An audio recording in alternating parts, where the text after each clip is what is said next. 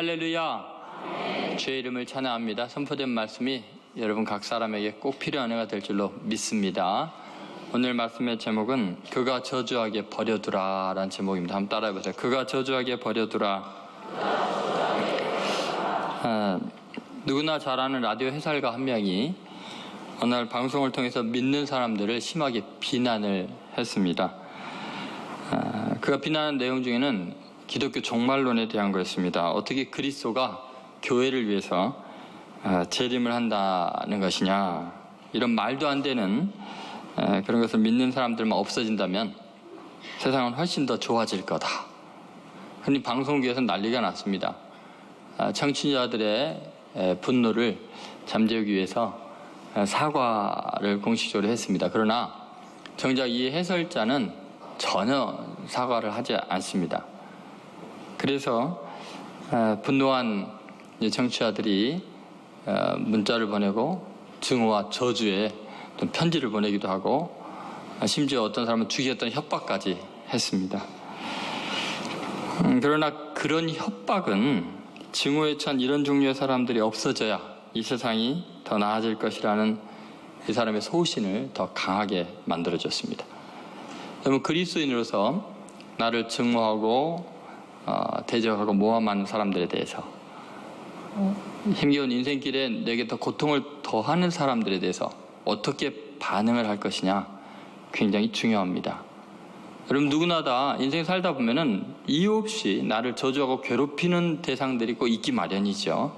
그런 사람들을 어떻게 다뤄야 될지, 또 나는 어떻게 반응해야 될지, 그것이 굉장히 중요합니다. 오늘 본문에 나오는 다윗은 자기 아들 압살롬의 반란으로 지금 피난길에 올랐고 바후림을 지나고 있습니다. 그런데 사울의 친척 중에 시므이라는 사람이 다윗을 따라가면서 저주하는 거예요. 티끌을 날리고 돌멩이를 던지면서 저주를 퍼부어댑니다. 그렇지 않아도 사는 게 힘든데, 그렇지 않아도 지금 마음에 상처가 가득한데 이런 저주를 듣게 되면요, 그동안 쌓였던 저주와 분노가 한순간에 다 폭발할 수가 있겠죠. 근데 다윗의 반응은 정말 우리의 상상을 초월할 정도로 독특한 반응을 했습니다. 자기를 저주하는 사람의 그 저주를 달게 받아들이면서 11절 끝에 있는 그대로 그가 저주하게 버려두라. 그러면서 그 이유에 대해서 여러 가지 이야기를 합니다. 여러분, 우리 인생에서 내 대적자들의 저주에 대해서, 또 내 인생의 극심한 고난 가운데서 나를 비난하는 사람들의 말을 어떻게 받아들이고 어떻게 활용할지, 오늘 주님께서 여러분에게 참된 지혜를 주시고 인생을 자유케 하는 복을 누리게 되시기를 주의 이름으로 축원드립니다. 첫 번째 우리가 생각할 것은, 이제 오늘은 그런 겁니다. 하나님의 주권과 연결해서 이 저주를 이해해야 된다는 그 내용인데요.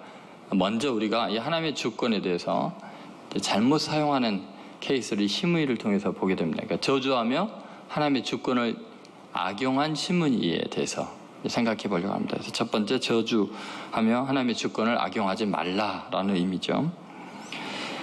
사실 이제 다윗은 시므이의 이 저주를 놀랍게도 그냥 달게 받아들이죠. 하나님께서 시므이를 통해서 나에게 말씀하신 거다, 이렇게 이야기합니다. 그런데 시므이의 그 말 자체가 옳은 것은 아니었습니다. 그러니까 저주하는 그 내용이 완전히 왜곡된 것이었습니다. 하나님의 이름을 들먹이면서 하나님께서 저주하신 것처럼 이야기를 하지만 그것은 자기 입장에서 하나님의 주권을 악용하는 아주 나쁜 행위였습니다. 우리가 종종 이런 실수를 할 때가 있습니다. 누군가 내 마음에 안 들거나 내 말을 안 들거나, 또는 내가 보기에 정말 눈에 벗어나는 그런 일들을 행한 사람에 대해서 하나님의 살아계심으로, 또 하나님의 주권을 가지고 하나님이 너 벌 내리신다, 너 그런 식으로 살면 하나님이 가만 안 둔다, 봐라 하나님은 살아계시지 않냐, 하나님의 정의가 실현됐다, 너가 그런 일을 당하는 것은 하나님께서 너의 죄에 대한 대가를 치르게 하시는 거다. 이런 말 함부로 하면 안 됩니다. 여러분, 남편이나 아이들에게 또는 아내에게 자기 말 듣게 하려고 이렇게 협박하면 안 됩니다. 그럼 꼭 시므이 같은 사람이 되는 거죠. 다윗은 시므이가 그런 말을 할 때 물론 시므이의 그 말 자체 내용은 부정확했고 억지로 끌어들여서 하나님을 이용한 거죠. 그럼에도 불구하고 다윗은 물론 그걸 하나님의 음성으로 받아들입니다만 그렇다고 시므이가 옳은 건 아니에요. 왜냐하면 나중에 다윗이 그러잖아요. 혹시 하나님께서 이 소리를 들으시고 내 억울함을 이것 때문에 풀어줄 줄 누가 알겠느냐, 그런 말을 하는 걸 보면 알 수 있습니다. 어쨌든 시므이가 다윗에 대해서 정확하지 않은 정보를 가지고 자기 입장에서 잘못해서 하나님의 주권을 이용해서 저주를 퍼붓고 있습니다. 그 중에 먼저 다윗 자체에 대한 오해가 있습니다. 평가 자체가 잘못되어 있는데, 자, 7절 말씀을 보시죠. 7절 같이 읽겠습니다. 시므이가 저주하는 가운데 이와 같이 말하니라. 피를 흘린 자여, 사악한 자여, 가거라 가거라. 여러분, 다윗을 향해서 피 흘린 자여, 물론 이 피 흘린다는 것은 사울 왕가가 멸망당한 것을 다윗이 피를 흘린 거로 지금 이야기하는데 사실 그렇지 않죠. 블레셋과의 전투에서 자기네들이 져서 그렇게 된 거죠. 사악한 자여, 가거라 가거라 했는데, 여러분, 다윗이 사악한 자입니까? 시므이가 보기에는 사울 왕가의 친족이었으니까 계속해서 사울 왕가가 왕을 이었으면은 자기 신수가 훤해졌겠죠. 자기 앞길이 열렸겠지만 사울 왕가가 패망하고 다윗이 왕가가 되니까 자기에게는 굉장히 미래가 닫힌 듯한 느낌이 들겠죠. 그렇다고 다윗을 사악한 자라 그래요? 사울에 이어서 왕이 된 것이 다윗의 뜻이었습니까? 욕심이었습니까? 하나님께서 그렇게 섭리하셨고 역사하셨고 택하셔서 이룬 일입니다. 그것을 사악한 자라고 하면 안 되죠. 원래 사악한 자는 다윗이 아니라 죄 없는 충신 다윗을 죽이려고 했던 사울 왕이죠. 더구나 얼마나 사악한지 다윗을 죽이려고 하다가 다윗을 도와줬다는 이유만으로 제사장의 마을 높 땅에 있는 제사장 80여 명을 살육을 했습니다. 제사장들을 죽였어요. 아이들까지, 여인까지, 짐승까지 몰살했습니다. 그럼 이것은 거의 악마적인 일이죠. 왕으로서는 또 하나님을 믿는다는 사람을 있을 수 없는 악한 일이라고, 이건 악마적인 일을 한 거죠. 그러니까 사악하다는 말은 사울에게나 붙여야지 다윗에게 붙이는 안 되는 거죠. 이 정도로 다윗에 대한 평가가 부정확했습니다. 그런데 하나님의 이름으로 저주하는 내용이 나오는데 8절을 보시면 이제 하나님께서 행하신 일이라고 이렇게 맹비난을 합니다. 같이 있습니다. 사울의 족속의 모든 피를 여호와께서 내게로 돌리셨도다. 그를 이어서 내가 왕이 되었으나 여호와께서 나라를 내 아들의 압살롬의 손에 넘기셨도다. 보라, 너는 피를 흘린 자이므로 화를 자초하였느니라 하는지라. 여러분, 지금 이 사건을, 압살롬에게 쫓겨가는 이 사건을 사울 왕가의 몰락이 원인이다, 네가 몰락시킨 거다, 그렇게 지금 이야기하는 거랑 마찬가지죠. 사울 족속의 모든 피를 여호와께서 내게로 돌리셨다다. 여러분, 지금 자기 생각이죠. 이거는 하나님께서 그렇게 너에게 행하셨다, 너 사울 왕이 피를 흘린 죄값을 너에게 치렀다. 이건 팩트 자체가 잘못됐죠. 사울 왕가를 보호하려고 애를 썼고 나중에 장례까지 성대하게 치러지고 사울의 손자 무비보셋까지 돌봐준 다윗이었죠. 여러분, 우리는 내가 겪고 있는 어려움과 공경의 원인을 누군가에게 덮어 씌우는 경향이 많습니다. 그러면 그 사람에 대한 분노와 증오심이 있고, 그러던 중에 그 사람이 곤란과 어려움을 겪게 될 때 봐라, 내 억울함을 하나님이 풀어주려고 하나님이 너를 저주하셨다고 자기의 뜻을 이루기 위해서, 자기의 감정을 표출하기 위해서 하나님이 행한 것처럼 함부로 저주를 해서는 안 됩니다. 시므이같이 어리석은 사람들이 이런 일을 하는 거죠. 여러분, 우리가 함부로 다른 사람을 하나님의 이름으로 비난하고 저주하는 것은요, 정말 위험한 일입니다. 하나님이요 그것을 가만히 두질 않습니다. 하나님은 그것을 아주 중한 벌로 다루시게 되죠. 잠언 30장 6절에 보면 이런 말씀이 있습니다. 같이 있습니다. 너는 그의 말씀에 더하지 말라. 그가 너를 책망하시겠고 너는 거짓말하는 자가 될까 두려우니라. 하나님이 반드시 책망하는 거예요. 하나님의 말씀에 더하지 말라는 거예요. 하나님 말씀도 아닌데 하나님께서 너를 저주하신다, 이런 식으로 말하면 안 돼요. 하나님의 주권을 자신의 분풀이의 수단으로 이용하지 마십시오. 특히 가정에서 자녀들 교육할 때요, 너 엄마 말 안 들으면 벌 받는다, 하나님이 벌 내리신다, 그러면 안 됩니다. 예레미야 23장 36절에 보면은 이렇게 그것의 심각함에 대해서 이렇게 이야기합니다. 같이 읽겠습니다.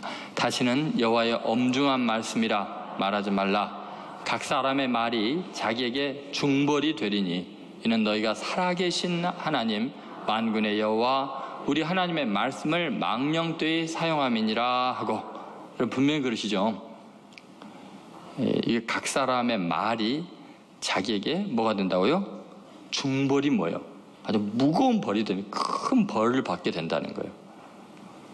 살아계신 하나님 만군의 여호와 우리 하나님의 말씀을 망령되이 사용하지 말라는 거예요. 하나님이 너에게 벌을 내리셨다. 너 죄를 다 들춰내기 위해서 너에게 이렇게 큰 고난을 겪게 한 거다. 그건 인간이 알 수 있는 일이 아니에요. 그 사람의 고난의 상황이 하나님의 어떤 섭리 가운데 있는지 인간이 알 수 없어요. 그러나 참 놀라운 것은 다윗은 이 부정확한 비난, 하나님의 주권을 이용해서, 하나님의 말씀을 이용해서 이렇게 억지로 끌어붙여서 말도 안 되는 저주를 하는데, 놀라웠기에 다윗은 그것을 하나님의 말씀으로 받아들입니다. 그것을 도저히 받아들일 수 없는 그 다윗의 주위에 있는 충신들, 특히 이제 아비새 장군 같은 경우에 가서 그 시므의 목을 베우겠다 그랬죠. 그런 말 못하게, 저주 못하게. 그랬더니 다윗이 이런 중요한 말을 하죠. 10절 같이 읽겠습니다. 왕이 이르되 수리아의 아들들아, 내가 너희와 무슨 상관이 있느냐? 그가 저주하는 것은 여호와께서 그에게 다윗을 저주하라 하심이니 내가 어찌 그리하였느냐 할 자가 누구겠느냐 하고. 여러분, 다윗은 분명히 말도 안 되는 그 저주를, 시므이의 저주를, 하나님이 시므이를 시켜서 다윗을 저주하라고 했다, 누가 시므이에게 너 어찌해서 그런 말을 하느냐, 누가 금하겠느냐 하고 그것을 하나님이 자기에게 하시는 말씀으로 받아들이죠. 여러분, 이게 참 놀라운 신앙의 고백입니다. 다른 사람이 나에 대해서 어떻게 저주하느냐, 그 저주할 때 우리는 대부분 옳으냐 그르냐, 정확하냐 부정확하냐, 요걸 따져서 반박을 하거든요. 근데 다윗은 그것이 부정확하거나 어쩌건 상관없어요. 그를 통해서 하나님이 나에게 말씀하시지 않는가, 그렇게 지금 받아들이고 있습니다. 지금 다윗에게 있어서 중요한 건요, 아비새 같은 자기 편이 자기를 옹호하는 말을 하는 것도 중요하지 않고요, 자기의 대적자인 시므이가 자기에게 억울하게 누명을 씌워서 비극 가운데 있는 자기에게 더 큰 고통을 가하는 시므이의 말도 중요하잖아요. 다윗은 지금 스스로 하나님의 음성을 듣고 있는 거예요. 원수를 통해서도 하나님의 소리를 듣고 있는 거죠.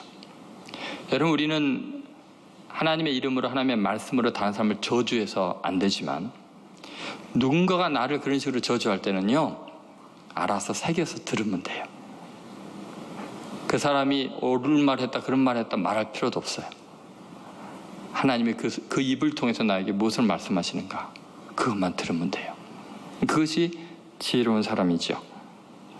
여러분, 일생 살아가면서요, 하나님의 이름을 망령되이 읽지 마세요. 함부로 하나님의 말씀이다 하면서 다른 사람의 고난에 대해서 함부로 하나님의 주권을 사용하지 말아야 합니다. 하나님의 일은 하나님이 하십니다. 두 번째 중요한 것이 있습니다. 그것은 저주마저 하나님의 주권으로 받아들이는 다윗입니다. 한번 따라해보세요. 저주마저 하나님의 주권으로 받아들이라. 여러분, 절대적인 하나님의 주권에 대한 믿음입니다. 어떤 상황 속에서도 하나님이 이 모든 것을 주관하고 있다는 고백입니다. 그래서 여러분, 심지어 내게 준 축복이 아니라 저주마저도 하나님이 행하신 일이다, 이걸 받아들이고 있습니다.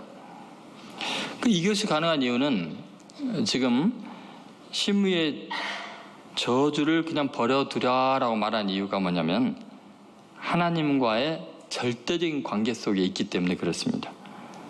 즉 저주마저 하나님의 능동적인 활동으로 받아들입니다. 다윗은 저주받는 비참한 그 지경에서도 하나님이 지금 침묵하시고 있거나 안 계시거나 나에 대해서 변호를 안 해주시기 때문에 이런 일이 있다고 생각하지 않았습니다.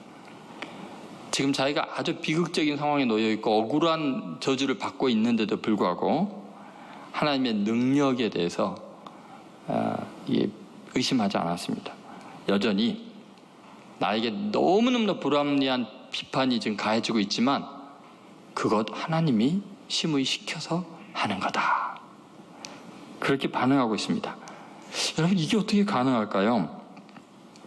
내가 어떤 형편에 있든지 어떤 일을 당하든지 하나님은 전능하시고 그분이 완전하게 다스리고 있고 일어나는 모든 상황, 원수의 입까지도 주관하고 있다, 그런 믿음이죠. 여러분, 우리가 누군가에게 이제 저주를 받거나 비난을 받을 때 일반적인 반응은 아비새가 보였던 반응입니다. 사실 아비새가 하고 싶은 말을 하는 말은 사실 다윗이 하고 싶은 말이죠. 자, 9절 말씀을 한번 보시죠. 9절 같이 있습니다. 스리야의 아들 아비새가 왕께 여짜오되 이 죽은 개가 어찌 내 주 왕을 저주하리이까? 청하건대 내가 건너가서 그의 머리를 베게 하소서 하니. 여러분, 이 아비새가 지금 다윗 대신 해주는 말 같잖아요. 이 죽은 개가, 우리는 앞에 이제 죽은을 빼고 그냥 개 뭐라 그러면서 과격한 반응을 하잖아요. 그리고 내가 이 원수를 가만히 안 둔다, 반드시 복수한다, 분노하잖아요. 말도 안, 지금 그렇지 않아도 서러워 죽겠는데, 지금 힘들어 죽겠는데 그게 하나님의 저주라고 말도 안 되는 이유를 붙여서 자기를 괴롭히는데 얼마나 힘들겠습니까? 그런데 여러분, 이 아비새의 이 반응과 다윗의 반응의 차이가 뭘까요? 아비새는 저주하는 사람과 저주 받는 사람의 관계만 설정하고 있습니다. 다윗과 시므이의 관계예요. 그러면 시므이가 지금 잘못하고 있으니까 그 제거 대상이 되는 거죠. 그런데 다윗은 저주하는 사람과 저주 받는 사람 사이에 더 역동적인 주인공을 등장시킵니다. 저주하는 사람의 입술을 주장하고 저주 받는 사람에게 필요하기 때문에 이 일을 이루시는 분이 따로 있다는 거예요. 그것이 바로 하나님이라는 고백입니다. 가장 주도적인 주인공으로 이 사건이, 이 억울한 일이 하나님이 주권적으로 역사하셨다, 그렇게 이야기하는 거죠. 그 내용이 아까 읽었던 10절인데 다시 한번 보겠습니다. 같이 있습니다. 왕이 이르되 스리야의 아들들아, 내가 너희와 무슨 상관이 있느냐? 그가 저주하는 것은 여호와께서 그에게 다윗을 저주하라 하심이니 내가 어찌 그리하였느냐 할 자가 누구겠느냐 하고.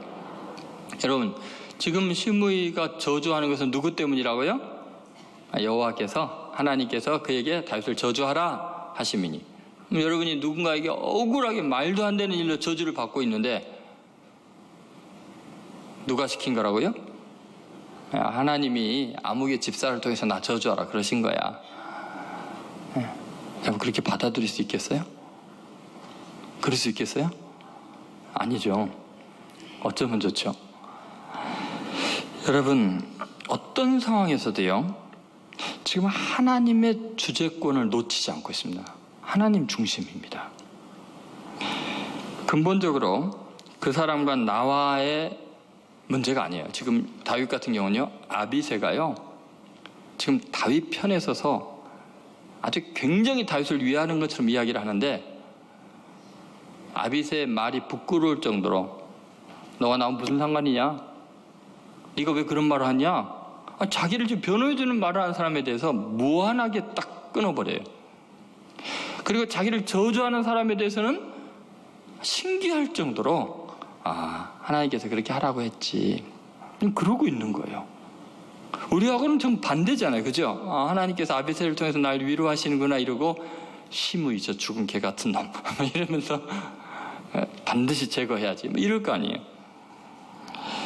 여러분, 잘못하면요, 나를 위하는 그 사람이 내가 하나님의 손길과 하나님의 섭리를 못 보게 방해하는 대상이 될 수도 있습니다.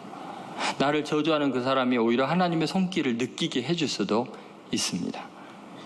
어떤 상황에도 하나님 중심, 하나님이 섭리하시고 주권으로 역사하시고 있다는 믿음을 그리스도인은 놓치지 않아야 합니다. 여러분, 누구의 말을 통해서도 하나님의 음성을 들을 수 있어야 합니다.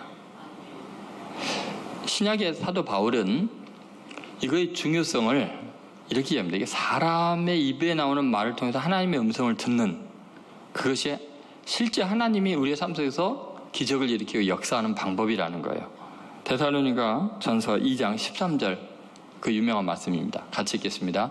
이러므로 우리가 하나님께 끊임없이 감사함은 너희가 우리에게 들은 바 하나님의 말씀을 받을 때 사람의 말로 받지 아니하고 하나님의 말씀으로 받음이니 진실로 그러하도다. 이 말씀이 또한 너희 믿는 자 가운데서 역사하느니라. 여러분, 하나님의 말씀이 내 속에서 어떻게 역사하느냐? 사람의 말을 들으면서 하나님의 말씀으로 들을 때 믿는 자 가운데서 하나님의 말씀이 역사한다는 거예요. 여러분, 이런 케이스는 지금 하나님의 사람 바울같이 위대한 사람이 하는 말인 경우에 그건 하나님의 말씀이다라고 듣고 있는 케이스죠. 근데 다윗은 그보다 더 깊이 들어간 거예요. 지금 말도 안 되는 이야기라는 자기의 대적자가 자기에게 하는 말을 하나님이 시켜서 하는 말로 듣는 거예요. 하나님의 음성으로 들어버리고 아멘하고 혼자 은혜 받는 거예요. 상처받는 게 아니라 하나님의 뜻을 분별하고 자기 자신의 죄를 돌이킬 수 있는 기회로 삼고 있는 거예요. 얼마나 놀라운 이야기인지 몰라요. 여러분, 우리가 하나님을 정말 믿는다면 어떤 상황에서도요, 내 편인 사람의 말을 통해서도 음성 듣고요, 내 원수의 목소리 속에서도 하나님의 음성이 들려야 되고요, 하늘의 별을 보고도 하나님의 소리가 들리고요, 꽃몽오리 속에서도 하나님의 사랑의 음성을 들을 수 있어야 돼요. 여러분, 믿습니까? 그럼 발람 선지자는 나귀를 통해서 하나님이 하시는 말씀 못 들었잖아요. 나중에 나귀가 입에서 소리를 말을 하잖아요. 근데 구조적으로 나귀는 사람 말을 할 수가 없대요. 얼마나 하나님이 답답하셨으면 나귀의 특별히 이상하게 만들어갖고라도 말하게 했겠어요. 여러분, 우리 인생에서 정말 중요한 것이 그런 것입니다. 사람의 말, 원수의 말을 통해서도 하나님의 주권을 인정해야 돼요. 하나님이 지금 나에게 메시지를 보내고 있구나. 참 무례한 사람을 통해서라도. 그래서 여러분, 고난 속에 저주를 받을 때 어떻게 반응하느냐가 굉장히 중요합니다. 브라운 노스라는 사람이 있습니다. 이 사람은 굉장히 잘생긴 사람이고 부자이고 다재다능했습니다. 춤도 잘 추고 승마도 잘했습니다. 당연히 여성들에게 인기가 있었을까 없었을까요? 대단히 있었습니다. 19번이나 프로포즈를 해봤더니 전부 다 넘어왔습니다. 그러니 삶이 얼마나 방탕했겠어요. 술과 노름과 도박과 환락에 젖어가지고요, 온몸이 망가졌습니다. 44살 때 죽을 병을 걸렸습니다. 이 사람이 너무너무나 절망해가지고 스스로 이렇게 말합니다. 내 마음의 악을 따라 살아왔던 지난 44년간의 생애가 내게 무슨 유익이란 말인가? 얼마 안 있으면 나는 지옥에 있게 될 텐데. 희망이 없는 거예요. 그런데 생각해보니까 하나님의 자비 외에는 소망이 없는 걸 알고, 하나님께 기도하고 간구하지 않으면 살 길이 없는 걸 알게 되고, 피땀 흘리는 기도를 하게 됩니다. 하나님 용서해달라고, 회개하면서 한 번만 살려달라고. 그래서 병이 치유돼요. 그래가지고 이 사람이 너무 감격해갖고 이제는 남은 생에는 하나님의 영광을 위해 살겠습니다 하고서 가는 교회마다 평신도이면서 간증과 설교를 합니다. 수많은 사람이 예수님을 그의 회개를 통해서, 설교를 통해서 만나게 되죠. 근데 어느 날 한 교회 집회하러 갔는데 어떤 사람이 쪽지를 주면서 이거 강대상에서 설교하기 전에 처음부터 끝까지 읽고 설교하세요. 그래서 설교하러 올라가서 쪽지를 읽기 시작합니다. 그 쪽지 속에는 이 사람이 예전부터 정했던, 지었던 모든 죄가 낱낱이 기록이 되어 있는 거예요. 그러면서 쪽지의 마무리가 이런 식으로 되어 있어요. 당신이 이렇게 끔찍한 죄인이면서 어떻게 감히 오늘 밤에 기도를 인도하며 사람들에게 설교할 수 있습니까? 이것을 덤덤하게 쭉 읽어 나갔더니 온 회중이 침묵 가운데 빠졌습니다. 다들 긴장했습니다. 그가 이렇게 입을 열었습니다. 여기에 쓰여 있는 모든 것은 사실입니다. 이것은 타락한 죄인이었던 때 제 모습 그대로입니다. 그러나 하나님께서 죄와 허물로 죽었던 나를 일으키셔서 오늘 밤 여러분 앞에 있는 나, 곧 은혜의 도구로 사용하셨습니다.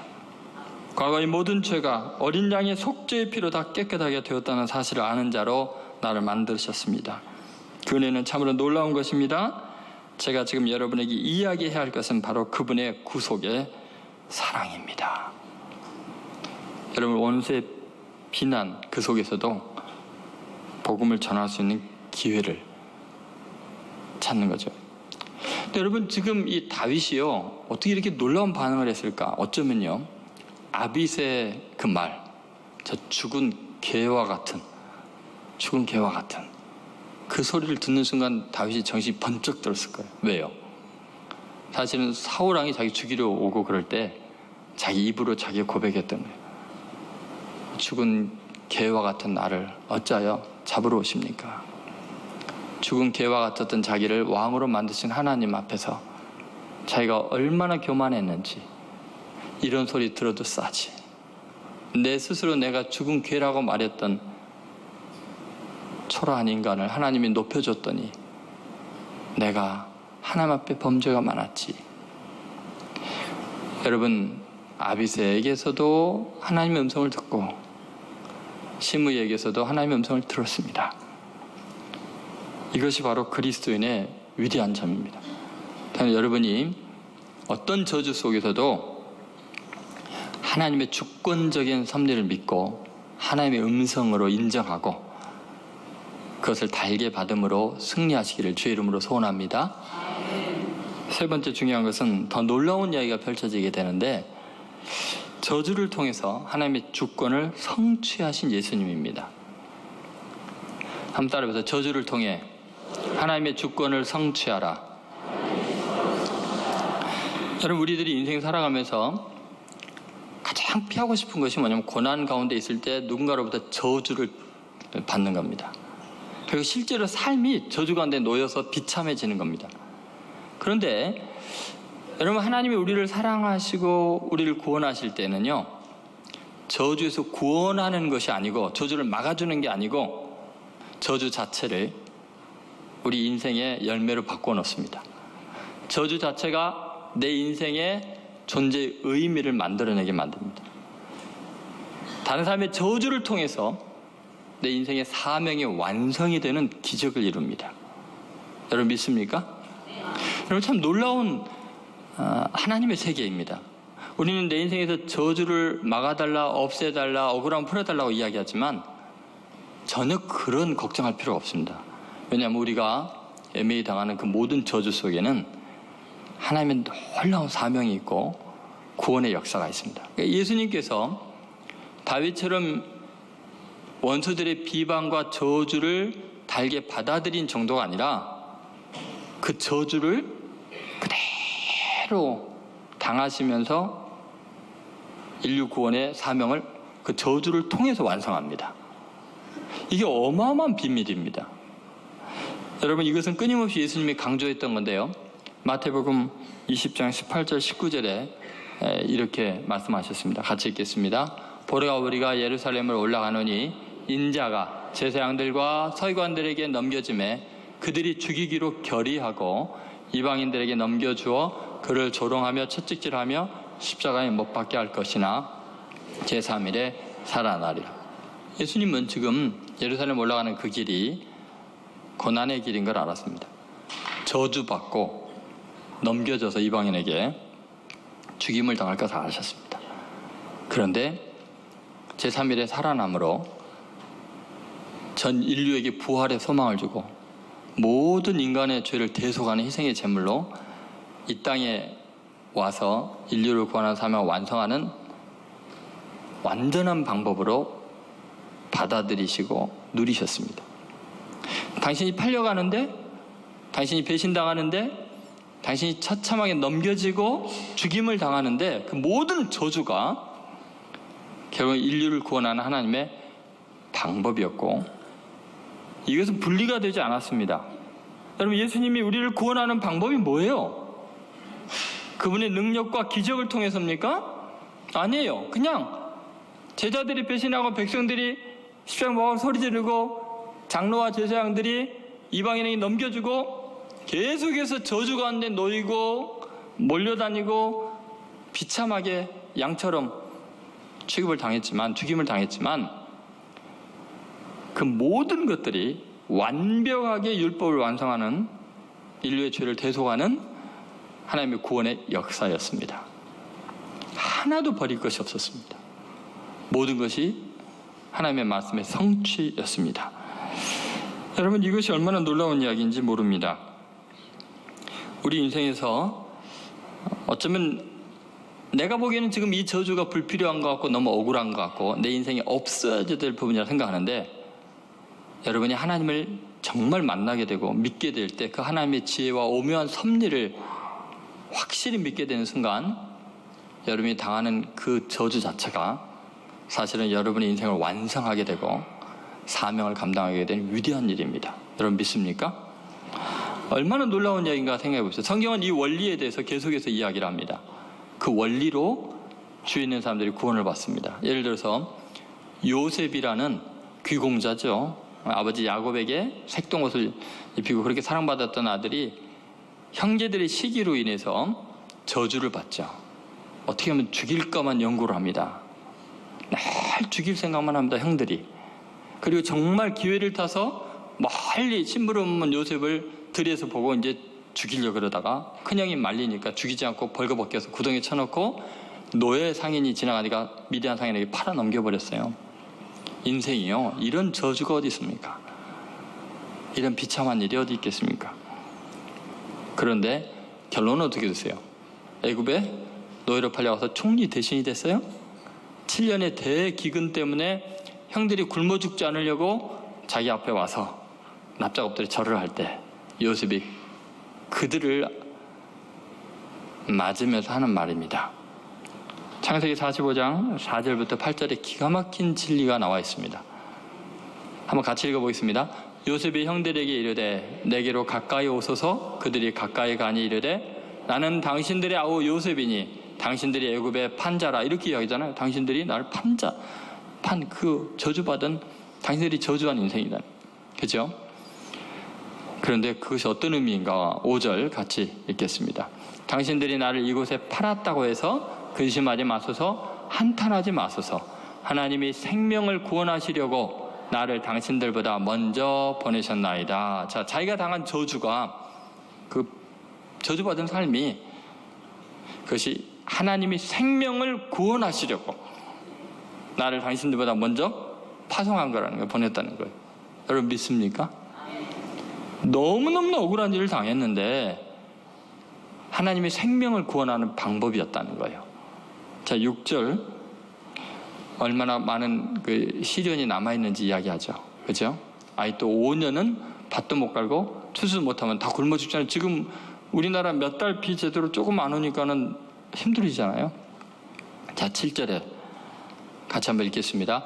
하나님이 큰 구원으로 당신들의 생명을 보존하고 당신들의 후손을 세상에 두시려고 나를 당신들보다 먼저 보내셨나니. 이렇게 내가 노예가 된 거, 당신들에게 증오를 받고 저주받은 것이 뭐 하기 위해서요? 하나님이 큰 구원을 베풀기 위해서요. 그 저주 자체가 하나님의 구원의 행동이에요. 당신들의 생명을 보존하고, 저주하는 그 사람의 생명을 보존하고 당신들의 후손, 저주하는 그 사람들의 후손까지 세상에 두시려고 당신들의 저주를 통해서 나를 이곳에 보내셨다는 거예요. 그리고 8절에 결론적으로 이렇게 이야기를 합니다. 같이 있습니다. 그런즉 나를 이리로 보낸 이는 당신들이 아니요 하나님이시라. 하나님이 나를 바로에게 아버지로 삼으시고 그 온 집에 주로 삼으시며 애굽 온 땅의 통치자로 삼으셨나니 저주가 이렇게 바로의 아버지로 온 집에 주로 바로의 집에 주로 애굽의 통치자로 저주가 성공의 방법이었어요. 그리고 그것은 하나님이 파송한 것이죠. 그 저주한 사람들이 한 게 아니라 하나님의 주권적인 역사였어요. 여러분 이 믿음이 있습니까? 지금 여러분이 당하는 억울한 일과 분통 터지는 일이 뭔가 지금 여러분을 위대하게 만드시려는 하나님의 방법이고 여러분 주위에 있는 사람 심지어 저주하는 사람까지 구원하려는 하나님의 섭리인 걸 여러분 믿습니까? 여러분 우리는 죽은 개와 같은 나를 왕으로 삼으신 만큼 존귀한 하나님의 자녀를 삼으신 만큼 하나님이 그렇게 역사하셨다면 그까지 인간들의 저주쯤이야 하나님이 얼마든지 선으로 바꾸지 않겠습니까? 인간의 저주 앞에서 저주로 반응하면 세상은 저주만 늘어납니다. 가정에서, 직장에서, 여러분 이웃 간에 상대편의 저주에 대해서 나도 저주로 반응하면 세상은 악이 넘쳐나게 됩니다. 모두가 실패자가 됩니다. 그러나 요셉처럼 다윗처럼 예수님처럼 저주를 하나님의 영광으로 받아들이고 하나님의 능력을 믿고 하나님의 주권을 믿고 반드시 나를 위대하게 하실 것이고 이걸 통해 복 주실 걸 믿고 달게 받으면 구원의 역사가 일어날 줄로 믿습니다. 근데 여러분 아멘은 크게 했지만 자신 있어요? 이게 어떻게 이게 가능할까요? 여러분 이 참 어려운 거예요. 다윗을 보니까요 비법이 하나 있는 것 같아요. 다윗이요 지금 자기의 본심을 감추고 있어요. 그게 지금 밑에 깔아앉아 있어요. 본심은 뭐냐면 신문 너 두고 보자. 근데 속은 겉은 드러나는 표현은 뭐냐면 주님 다 주님의 뜻입니다. 여기 언제 발각이 되냐면요 나중에 자기 아들 솔로몬에게 죽기 전에 예언할 때요 솔로몬아 시몬 편히 죽으면 안 된다 끝. 나중에 시몬이 비참하게 죽임을 당하게 되죠 솔로몬에 의해서. 근데 여러분 생각해 보세요. 인간이 어떻게 이 경지에 도달할 수 있겠어요? 지금 너무나 고통스러운 상황에서 아들에게 지금 쫓겨나고 있는데 저주하면 아들에게 당했던 화풀이 쫓아가서 아비새가 달려가려면 야 아들아 내가 간다 그럴 판 아니에요. 근데 어떻게 이렇게 할 수 있었냐는 거예요. 그게요 오늘 보면 전체를 보면요 사람과의 대화 같지만 이거 다 기도입니다. 하나님께 하나님 들으라고 하는 말이에요. 혹시 하나님께서 이것 때문에 내 원통함을 풀을지 누가 알겠느냐 이게 무슨 말이죠? 하나님 들으시라는 말이에요. 기도 아니면 불가능해요. 기도 때문에 가능한 거예요. 하나님 의식하는 말과 행동이에요. 하나님이 계시니까 그분 의식하고 이 상황에서 반응하는 거예요. 하나님 좀 보세요. 제가 얼마나 착한지 보세요. 내가 얼마나 하나님을 신뢰하는지 보세요. 지금 기도하고 있는 거예요, 여러분. 기도 외에는 방법이 없어요. 그리고요, 정말 이렇게 원수를 사랑하고 하나님의 섭리를 받아들이려면요, 혈기가 죽어야 되고요, 자아가 죽어야 돼요. 다윗이 지금 이렇게 말하는 게 하나하나 속에요, 지금 엄청난 자기 죽임의 작업이 있는 거예요. 아비새를 통해서 하나님이 그가 예전에 자아가 죽었던 걸 생각나게 한 거예요. 죽은 개 같은 저 녀석 했는데 사실 다윗은 그 소리 들으면서 뜨끔한 거예요. 맞아, 내가 옛날에 죽은 개였는데 또 내 혈기가 살아나려고 하는구나. 자아가 죽어야 돼요. 그래야 하나님이 일할 수 있어요. 그래야 위대한 역사를 이루어요. 여러분 그 유명한 기도의 사람 조지 뮬러를 아시죠? 그 사람이 대학생 때 예수님 만나고 회심했습니다. 그 전에요 좀도둑이었고요, 거짓말장이었고요, 아주 나쁜 사람이었습니다. 예수님 만나고 나서 고민이 됐어요. 어떻게 사는 것이 그리스도인다운 삶일까? 왜냐하면 너무 많은 그리스도인들이 예수님 만나고 나서도 여전히 사악하니까 정말 그리스도인답게 사는 게 뭘까? 그래서 1832년에 고아원을 만들어요. 2,000명의 고아들을 먹여 살립니다. 아무 돈이 없는 사람이에요. 어떻게 이게 가능하냐고 사람들이 물어볼 때 그가 이런 말을 했습니다. 2가지의 비법이 있습니다. 하나는 기도입니다. 아무 물질이 없지만 내 하나님께 아이들을 먹일 건 입힐 거 학비 보내주세요. 간절히 기도하면 하나님이 모든 걸 초월해서 사람들을 움직이셔서 다 채워주셨습니다. 그러니까 빈손으로 2,000명을 고아를 먹인 거예요. 두 번째는 그가 이런 말합니다. 제 자신이 모든 것에 대해서 죽었다는 신앙의 신조였습니다. 나 조지 뮬러의 편애가 죽고 기호가 죽고 의지가 죽고 자신이 죽었다고 생각했습니다. 세상의 용납이나 비난에 대해서도 죽었다고 생각했습니다. 저는 그저 주님께만 합당한 사람이 되기 위해 노력했습니다. 그러자 주님께서 모든 것을 맡아주셨습니다.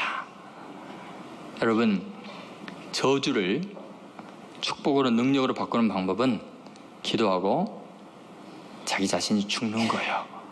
내가 죽은 개처럼 내 자신을 깨끗이 지워나가는 거예요. 그러면 저주가 나를 거룩하게 만들고 위대하게 만들고 나를 저주한 사람마저 구원하게 되는 하나님의 역사를 이룰 줄로 믿습니다. 힘드시겠지만 기도하십시오.